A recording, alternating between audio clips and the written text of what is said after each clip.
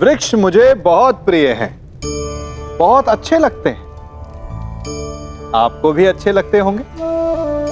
कारण यह है कि वो हमें छाया देते हैं, अपनी शीतलता देते हैं, शांति देते हैं। परंतु मुझे वृक्ष एक और कारण से अच्छे लगते हैं, और वो कारण है वो सीख जो एक वृक्ष हम सभी को देता है, और वो सीख है अमरता।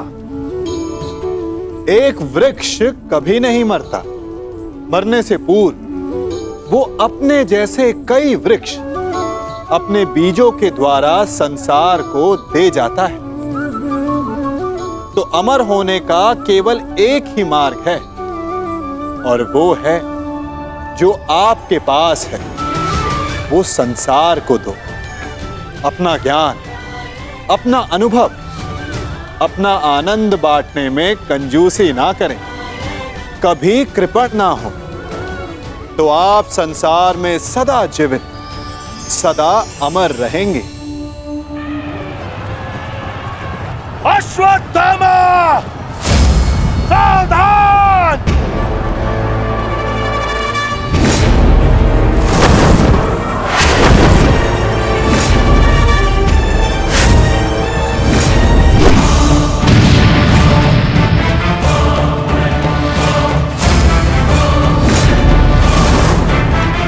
दूसरों की चिता के लिए सजाई गई लकड़ी कभी कभी स्वयं को भी जला देती है। धृष्टद्युम्न, अर्जुन, अंगराज कर्ण अश्वत्थामा की रक्षा के लिए शमशान व्यू में आ चुका है। हमारी योजना संकट में है।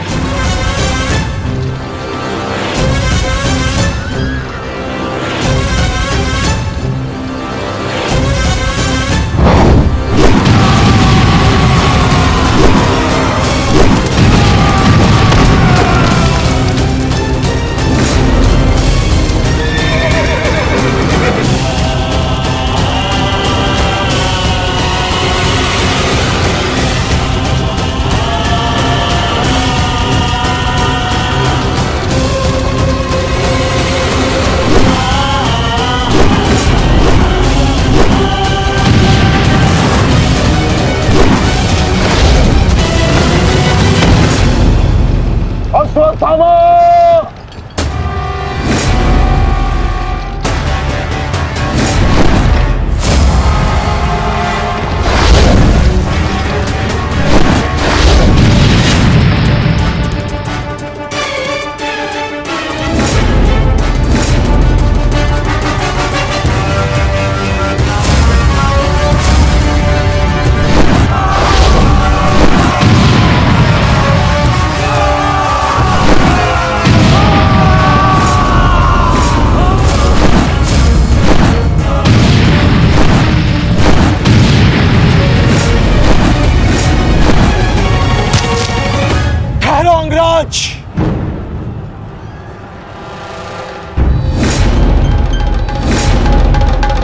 स्मरण है ना कि हमारा द्वंद्व का निर्णय आना अभी शेष है।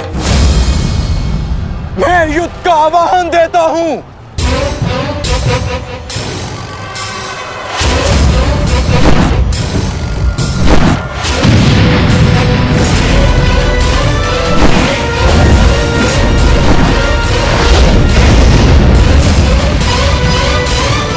सावधान द्रुपद!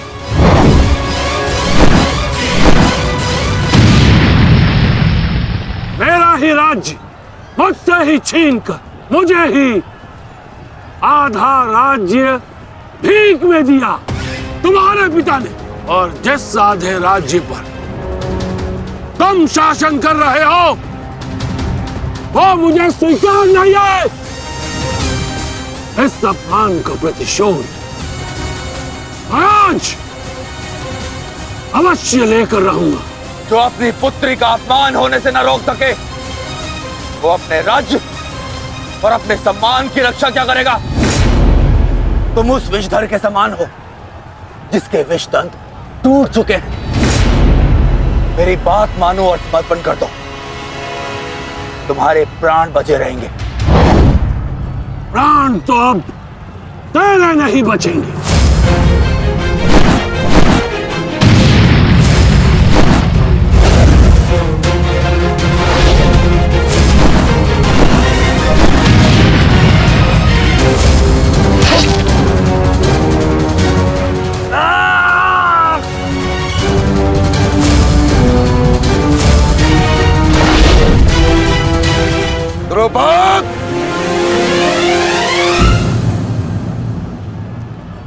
तुम्हारी शत्रुता केवल मेरे साथ है, उसका प्रतिकार तुम मेरे पुत्र से मत लो, अन्यथा अनर्थ हो जाएगा। तुम्हारी गुरु दक्षिणा में मिला हुआ मेरा आधा राज्य तुमने अपने पुत्र को दिया, तो तुम्हारी शत्रुता का मूल्य भी तुम्हारे पुत्र को ही चुकाना होगा। सावधान!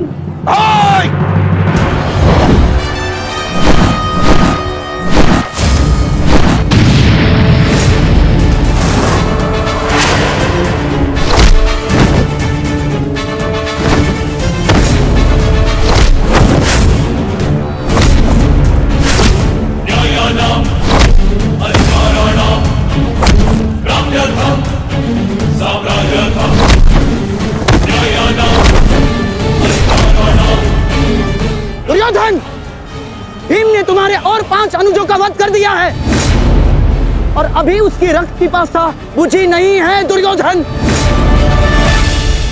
और उस दिशा में देखो, द्रोण द्रुपद नरेश के साथ द्वंद्व में व्यस्त है। अब केवल तुम ही उस भीम को रोक सकते हो दुर्योधन, शीघ्रता करो। तो क्या द्वंद्व बीच पे छोड़कर जाओगे दुर्योधन? उसके लिए उनका अनुज पर्याप्त है। दोस्त, आप जाइए, इनके द्वंद्व की कामना मैं पूर्ण करता हूं।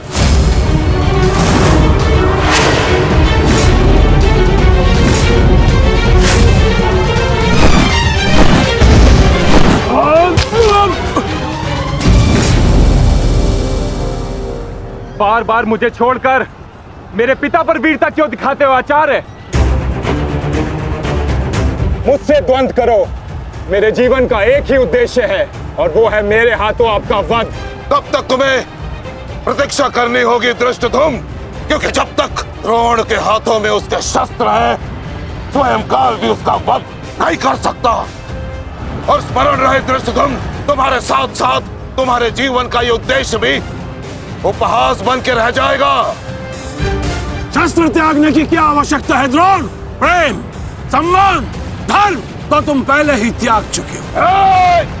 मेरे पिता तुल्य गुरु और अपने पिता महर्षि भरद्वाज पर तो तुम लांछन भी लगा चुके हो। तुम्हारी आत्मा तो कब की मर चुकी है द्रोण, कब की। अब केवल ये शरीर है, इसे त्यागने का समय आ गया है और वो समय अभी है। सावधान द्रुपद!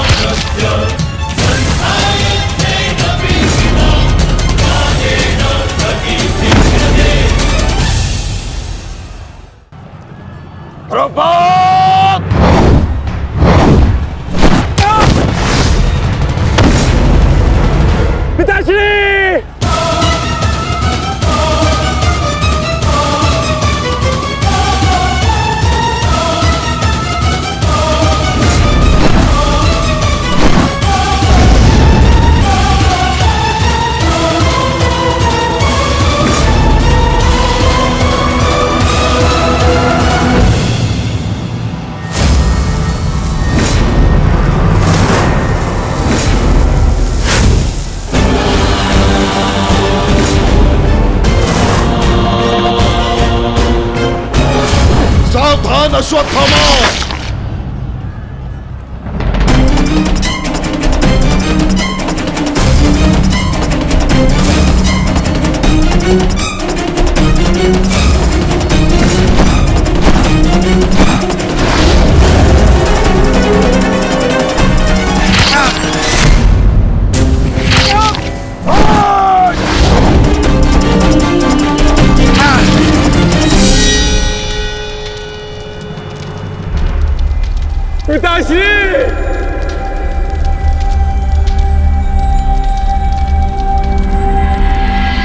आचार्य द्रोण ने क्रोध में आकर अपने अग्नि शस्त्र से पांचाल नरेश को जीवित जला दिया है महाराज। अर्थात आचार्य द्रोण ने अपना वचन पूर्ण किया, उन्हें द्रुपद का वध कर ही दिया। तुम देखना संजय, तुम देखना संजय, एक दिन पांडवों का अंत भी निश्चित है। और दुर्योधन, दुर्योधन कहाँ है संजय?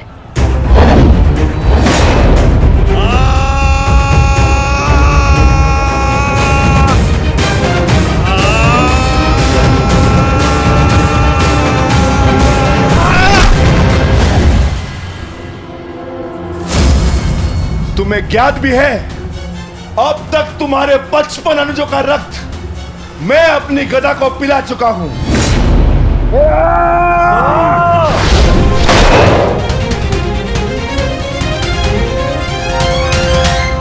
अश्वत्थामा, अश्वत्थामा, उठो उठो पुत्र, उठो।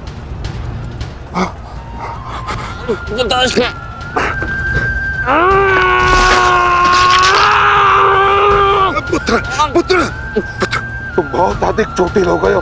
तुम एक काम करो, तुम शिविर में जाओ, जाओ।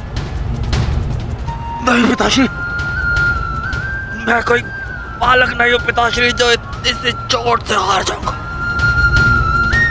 एक योद्धा रणभूमि छोड़कर नहीं जाता पिताश्री। मेरी बात मानो, तुम्हें बहुत आवश्यक है वहां जाना। जाओ शिविर में जाओ, जाओ पुत्र, मेरी बात मान लो, जाओ जाओ पुत्र।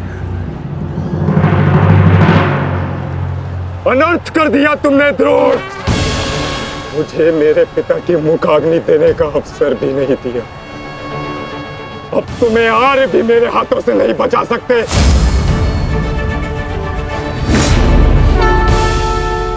सावधान! मैं जानता हूं तुम एक वीर योद्धा हो, पर तुम बहुत अधिक चोटिल हो गए पुत्र। तुम इस अवस्था में युद्ध नहीं कर सकते, तुम्हें उपचार की आवश्यकता है। जाओ, तुम्हें मेरी शपथ है पुत्र, जाओ। जो आ गया पिताश्री।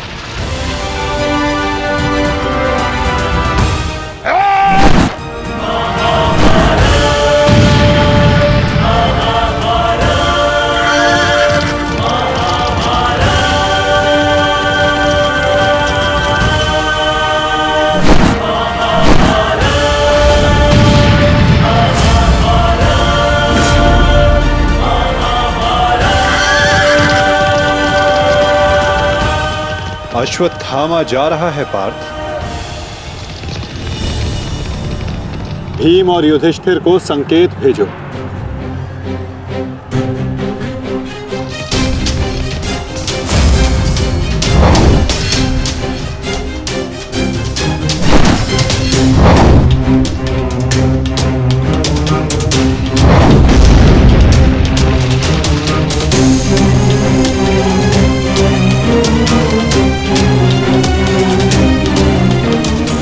अर्जुन कोई संकेत दे रहा है। क्या योजना है माधव की?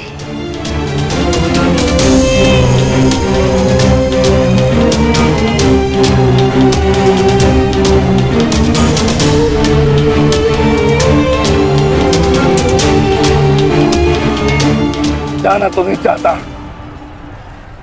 परंतु माधव का संकेत है, मुझे जाना होगा।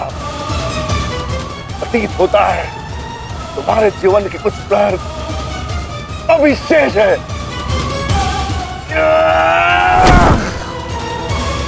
जाओ, जी लो।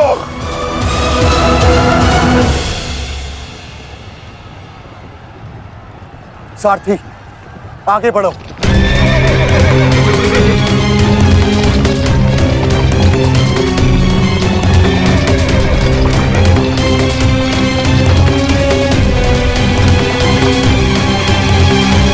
नहीं द्रोण, तुम्हें जाने की अनुमति नहीं है।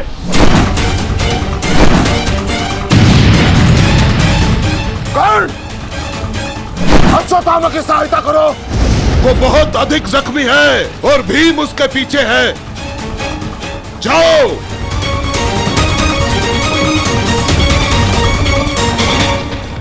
नहीं, मैं कर्ण को जाने नहीं दूंगा आचार्य।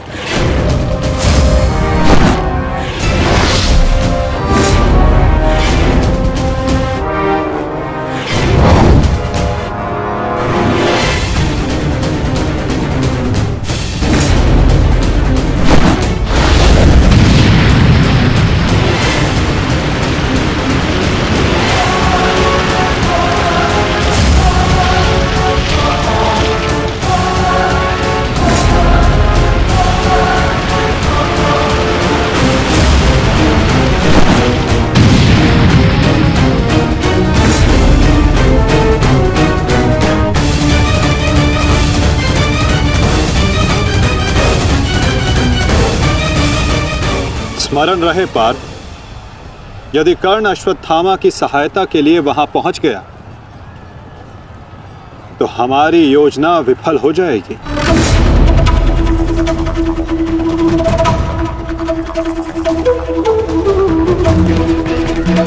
तुम्हें कर्ण को वहां तक पहुंचने से रोकना होगा पार्थ।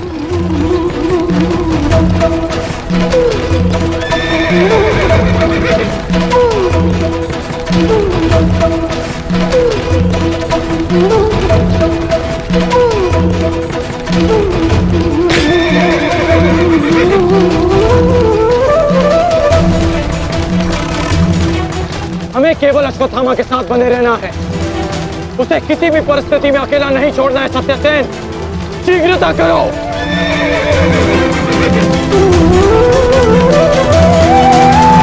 माधव, हमें कर्ण को रोकना होगा, अन्यथा हमारी योजना विफल हो जाएगी और आचार्य द्रोण का वध करना असंभव हो जाएगा।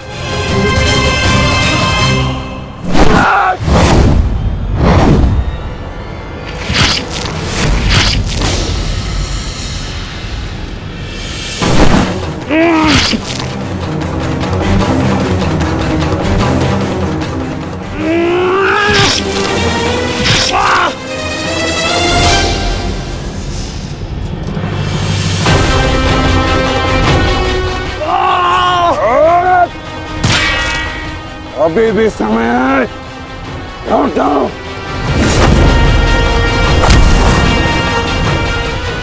मैं तब तक यहां से नहीं लौटूंगा जब तक आपके प्राण नहीं ले लेता आचार्य।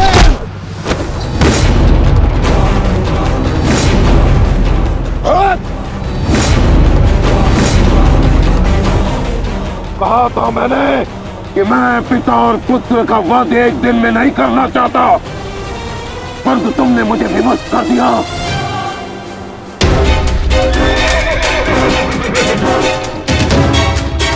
चलिए माता, कर्ण के पीछे चलिए।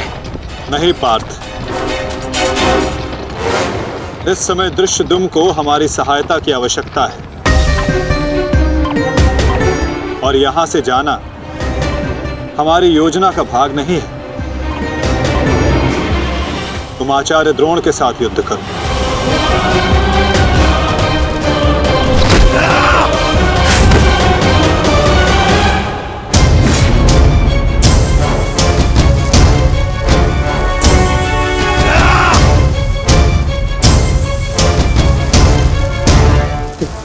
दूर हटो, मैंने कहा दूर हटो। मैंने तब प्रणाम ठीक नहीं होगा। दूर हटो। देखा देश, अंत समय आने पर भी कुछ मूर्खों की अकड़ नहीं जाती, उनकी अकड़ उनके मृत्यु के साथ ही जाती है।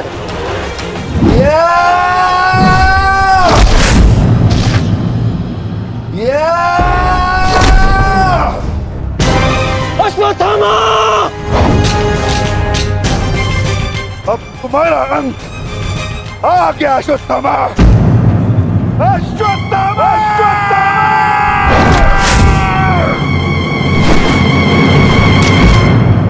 ये तो भीम का स्वर है। कोई ऐसा तो नहीं कि भीम अश्वत्थामा के साथ द्वंद्व कर रहा हो। मुझे शीघ्र अतिशीघ्र वहां पहुंचना होगा। भीम की गर्जना का आशय आप भी समझते हैं आचार्य। कि ये द्वंद्व समाप्त हो गया है और इस द्वंद्व के समाप्त होने से प्रतीत होता है कि अश्वत्थामा का वध हो चुका है आचार्य।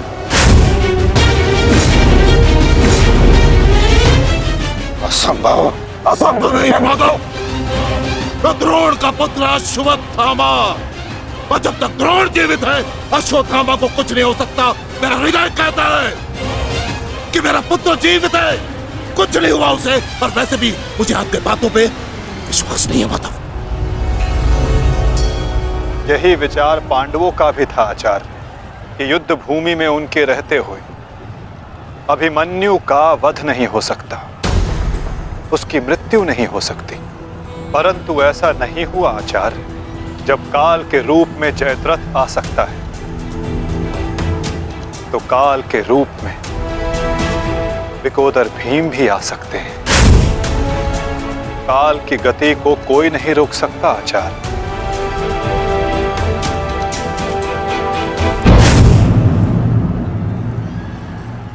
सावधान भीम!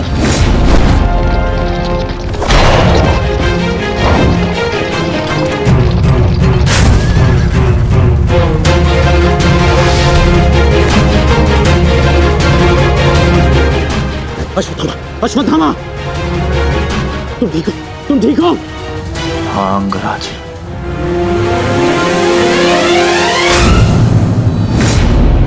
ये तो भीम पुत्र सुत्सोम है। भीम कहाँ है? वो वही है जहां उन्हें होना चाहिए। आचार्य, आज कर्ण नामक कवच भी अश्वत्थामा की रक्षा नहीं कर पाया।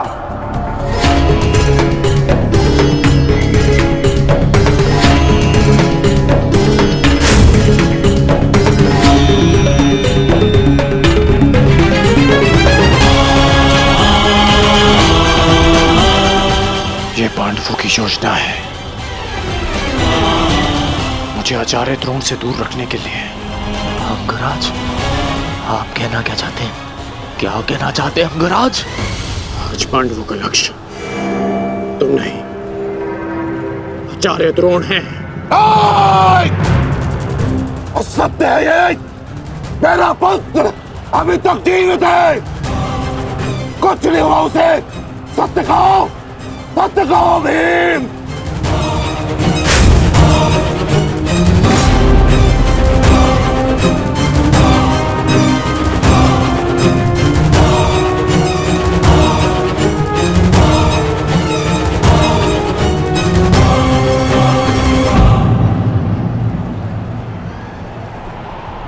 धर्मराज,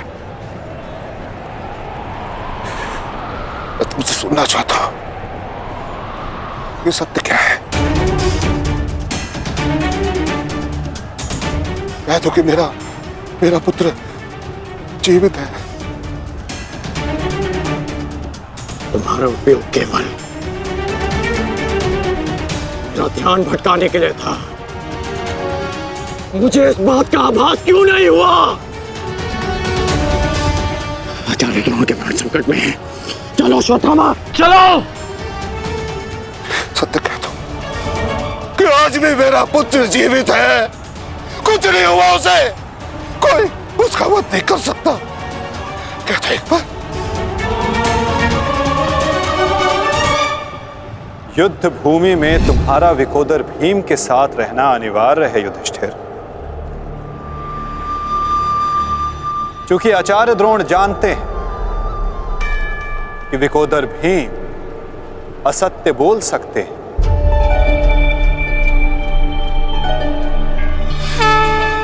किंतु धर्मराज युधिष्ठिर नहीं। और वो ये सुनिश्चित करने के लिए तुमसे ये प्रश्न अवश्य करेंगे धर्मराज।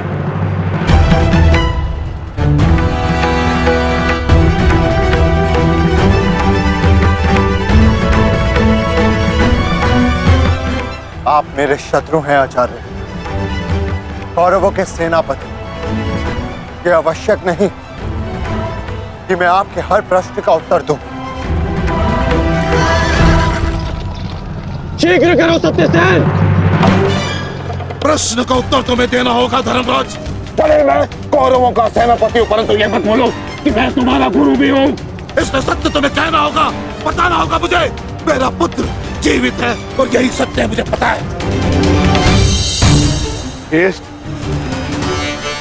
बता दीजिए आचार्य द्रोण को सत्य क्या है? अधर्म को उसके घर में पराजित करने के लिए अधर्म की चौखट पार करनी ही पड़ती है युधिष्ठिर।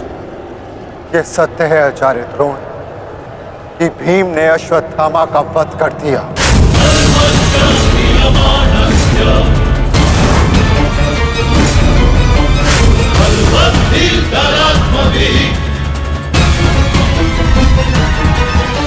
नहीं माधव, मैं असत्य नहीं कहूंगा।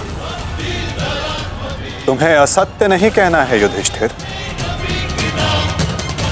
विकोदर भीम अश्वत्थामा नामक हाथी का वध करेंगे।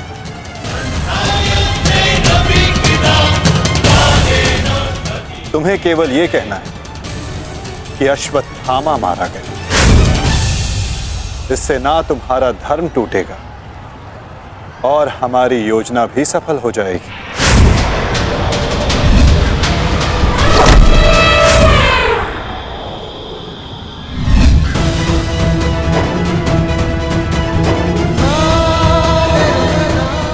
पुनः एक बार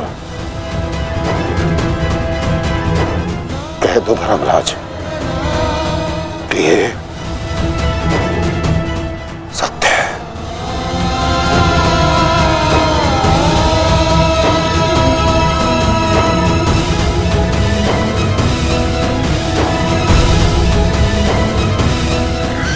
शीघ्र करो सत्यसेन। आपने बिल्कुल सही सुना आचार्य द्रोण।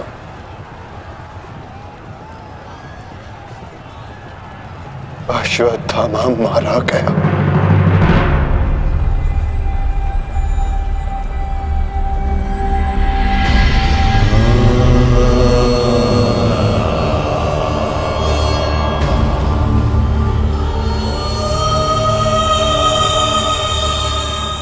परंतु वो एक मनुष्य नहीं, एक हाथी था।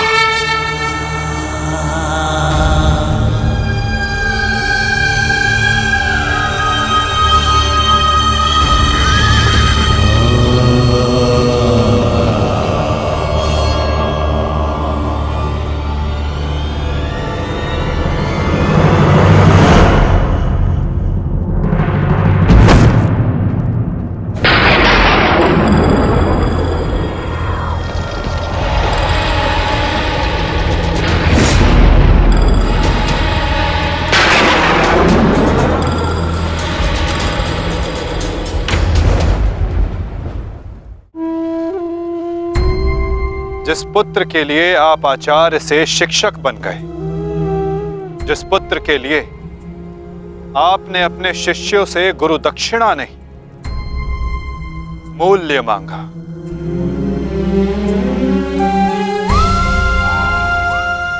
और उसी पुत्र के कारण आप एक एक करके अधर्म की सीढ़ियां चढ़ते चले गए आचार्य। मनुष्य प्रेम में उत्थान करता है, परंतु मोह में केवल उसका पतन होता है आचार्य। आप जिसे पुत्र प्रेम समझते रहे वो पुत्र प्रेम नहीं, पुत्र मोह था आचार्य, और वही आपके पतन का कारण भी।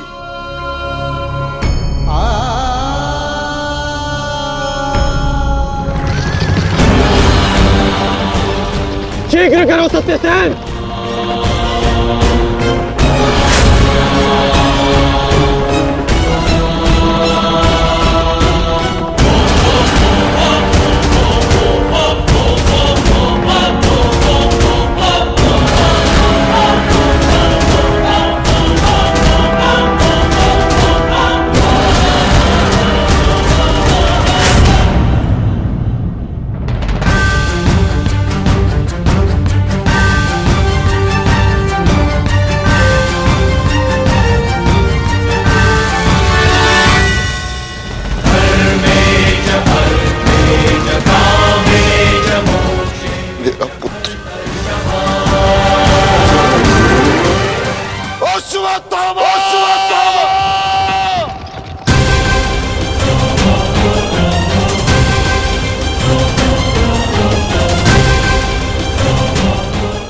आपके साथ छल हुआ है आचार्य। अश्वत्थामा जीवित है। पिताश्री!